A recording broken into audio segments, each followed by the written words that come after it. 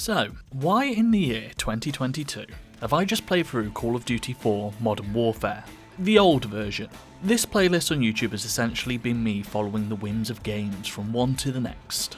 It started with me playing some Halo, in the light of Infinite coming out. That has somehow ended up with me playing through Halo Reach, including the games before this. Well, as discussed in that Reach video, that game clearly has some influences from the Call of Duty franchise. Well, I better try out Call of Duty and see, of course. Oh, I finished it. Well, better make a video. So welcome back to a completely timely, critical look back at Call of Duty 4 Modern Warfare. All video in the background is made up of some of my favourite moments from this game. One of the ways that we've talked about this series of shooters has been through the analysis of how the combat works. Halo is a series about interesting enemies, in interesting combinations, to be fought with interesting weapons. There are considerations to be made about how you will get through a section, and often you are changing your tactics to make it work. Each individual combat is made up of components that pull together to make something seamlessly fun, even if they seem to be struggling with what to add when it gets to Halo Reach. Well, how does COD work? COD is very different in the way it plays. It's about giving the sense of being in a tactical action movie. Tactical in aesthetics, but not in the way that it affects gameplay. Action movie in style. You have a few types of encounters, but the vast majority will require you to move forward to a new zone to stop enemies spawning in the area that you're in. This means that forward momentum is required to secure ground in this relatively linear game. If open worlds let you approach things from any direction, Halo usually has 3 or 4 approaches, then most of COD has 1 or 2. It's all about funneling the player forward with this sort of pressure and momentum. In its best moments it has this great velocity, but can sometimes fall into becoming a shooting gallery, repeated over and over. The weapons in Call of Duty have the limitations of potentially being real-world advertisements. From the reading I've done, it's real murky about actual information from these licensing agreements. But the understanding is, to use real-world weapons in a game, they have to pay a fee to the real gun manufacturers. A piece of information I believe should be widely spread about games. Now, as seedy and dark as this may be, this does change gameplay to some degree. Again, think to Halo, the Needler, plasma weaponry doing greater damage against shields, or charging shots. This sort of added dynamism is a lot more limited. It also means that the types of situations that the developers can make are limited to fairly standardised battles. Real guns give the veil of realism, even if the game has little interest in simulation. Does this stop the game from being fun? Well, no. Does it make the game more realistic? Well, also, no. I played on one difficulty above normal, as I've played through this game a decent number of times in the past, and on this difficulty, when I found myself becoming stuck, the solution was a change of approach. Now, using a term as vague as that, you could think, well, that's a solution to many problems in many games. But usually you are offered a smorgasbord of different things to try and overcome the issue, from weapons to physics interactions, or even different dialogue options. In COD you have 2 options vast majority of the time, trying different weapons, which usually has a small effect, or slightly changing your route forward, usually much more effective. Your biggest advantage becomes being able to understand the spawn locations of enemies and weaving a route through them. So combat in COD becomes about either finding this other route, or if you are in a situation where you do just need to fight the enemy, it's about finding who is shooting you and either putting cover in between you and them or taking them out. You also want to be killing as much of the opposing side as quickly as possible to limit the amount of potential incoming fire towards you. Your key targets are based on looking at what gun the other guy is holding and killing the right ones, but also just taking out guys is good. Repetition becomes your solution, dying to start again and then learning which enemies you need to take out in which order, or which ones you can run past in which directions. There's a fight towards the end of the game where you were at a barn on top of a hill, and you must fight your way down a hill to your extraction. My solution was just change which direction I was running, and I eventually found a path through the enemies from checkpoint to checkpoint with little resistance, but fighting them headlong proved near impossible. This is all to say that the game is not particularly deep as a single player romp, but neither is it particularly aiming for this. Everything in this game is there to produce the feeling of being in an action movie. The high pressure situations that you find yourself in, each of them scripted either for a distinct reason to provide a certain response from the players. You have the quieter moments or the more action-packed moments. Even if the encounters themselves aren't well designed from a combat front, they do certain things really well. They're really well designed as events, made to provide the correct resistance to give you the same emotional ups and downs of an action film. Whether it's covering a broken down tank, taking out anti-aircraft guns, our favourite from Halo Reach, or any other reason to be fighting forward. But there are these other moments, probably the ones that stand out from any playthrough. The AC-130, all gillied up, or the nuke explosion. These are real pivot points for this game. Pivot points that stand out enough that I think they're worth a couple of paragraphs in their own, especially the all gillied up in the AC-130 missions.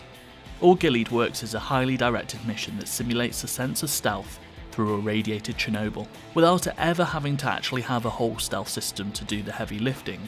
Being spotted either ends in combat or as a game over. Stealth systems usually rely on multiple levels of awareness, ways of disrupting guards, and getting to know a level. This gives the feeling of completing all of that without actually having any of the system level stuff.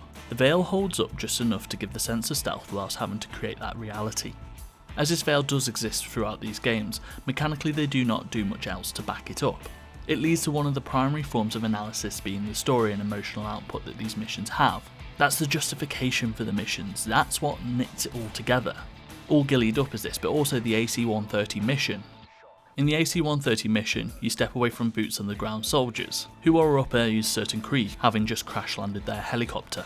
This means that they're desperately trying to remove themselves from enemy territory, quickly backed up by an AC-130 airship, a type of aerial battleship armed to the teeth with weaponry. You switch between the two perspectives, one with the bullets and chaos surrounding you desperately trying to move forward, to the other calm and silent moments in the airship. Gone are the shouts of the enemy, gone are the crack of the bullets all around, gone are the explosions. Instead you have a radio operator, detachedly speaking in your ear, giving you objectives. It's almost like being in a work environment and turning to your colleague and asking them to get a cup of tea on.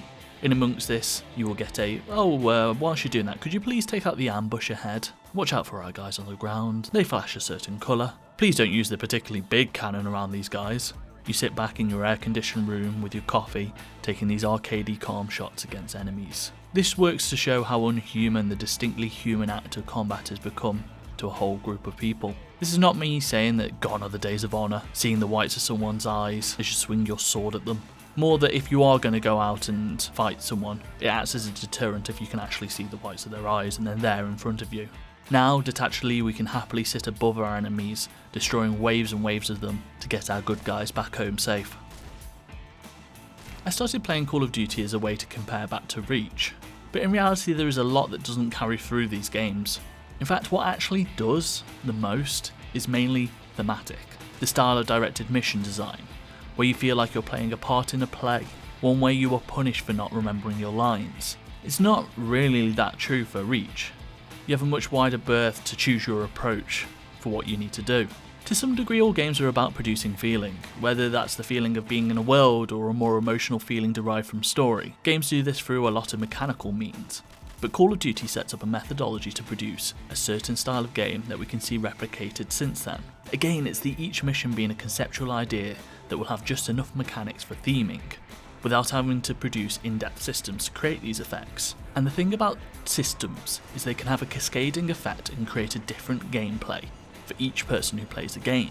Think about gathering around the water cooler, something that definitely still happens to this day, and having conversations with people about how your game experience differed from them. For Call of Duty, each player who plays these games will have the same story to tell about each mission, or thereabouts. It's much more narrow. This can benefit the game, as a narrow experience can be highly directed, but also a little shallow. In the last video on Reach we talked about the political implications surrounding some of the choices the game makes regarding the military theming. We also signalled that a lot of these ideas are from Call of Duty. Funnily enough, I find it harder to be critical of this game in a broad sense about its thematic choices. Yes, it produces the same outcome, but it didn't in time before Reach. It's worth saying that Reach is more of a culmination of this style of game, whereas COD feels like more of an instigator in the AAA space. That's not to say that we didn't have these types of games before, but this blew up in popularity. But that doesn't mean that this game gets off scot-free, it has some real deep issues. Its relationship to other nations is worth noting, especially any that you end up shooting in this game. The game's fighting has you mostly killing Arabs or Russians, of course the two natural enemies of America at the time of this game. This is to say that this game can't help but wish that the Berlin Wall was still up, while simultaneously justifying the war in Iraq. Games really do have go-to nations to create villains out of. At least with the Russians it decides some of them are alright. In the Middle East, each person you come across is an enemy. Call of Duty 4 set the wheels in motion for the COD machine, allowing another 15 years of games after this point. It went from being something of a niche old dad shooting game to the biggest thing in every high schooler's home. We sometimes call something of its time, which this game is, but that does not warrant a free pass. In fact, being critical of the past pieces of culture is important to develop how we think about modern pieces. We can still look back at the AC-130 mission as something that is, if taken in isolation, a great piece of design. It still manages to say a lot now. That's all to say that basically, having a complicated relationship with the media that we like is probably not a bad thing. It means that we're actively engaging with it. As a template for an action game, I don't think this is completely it. It links together these moments with some degree of craft, but when I think about the best shooter campaigns, you cannot help but see something even better. A Titanfall 2, which now I've mentioned twice in 2 videos, means I am dangerously close to playing again, gives you a different gimmick in each level, as well as linking these together. And the gimmicks are good and interesting. It helps make the action consistently fun, as well as having these more scripted moments. COD definitely helped lay some of the groundwork for Titanfall, but in reality, we have to thank Half-Life.